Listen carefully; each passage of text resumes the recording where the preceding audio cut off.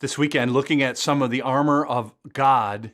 Um, one of the things that's maybe not as contextual for us, something really important to think about, is when Roman soldiers and their culture would go out to battle. Those who would stay at home would wait, right? The king or whoever they would wait. And usually when the battle was done, they would send a messenger to go and tell them, right? And if the messenger came with bad news that we lost, we've been conquered, whatever, right? It would often, sounds really unfair, I know, they would kill the messenger, right? That's where the expression "don't shoot the messenger" comes from. They would sometimes kill the messenger.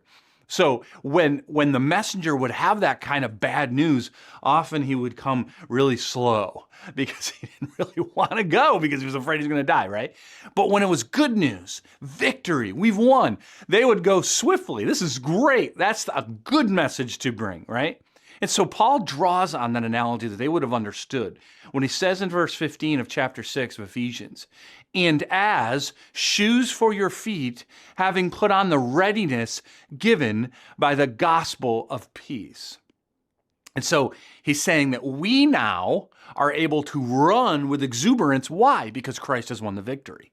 The cross has made all the sin and shame and accusations of the enemy, the fiery darts that Paul talks about, they're all been extinguished because of the cross. And so now we have the shoes to run. And what is that? The gospel, the good news. That we can go out into the world and say, no, no, no, you can have victory. We have had victory. Why? Because Christ won the victory.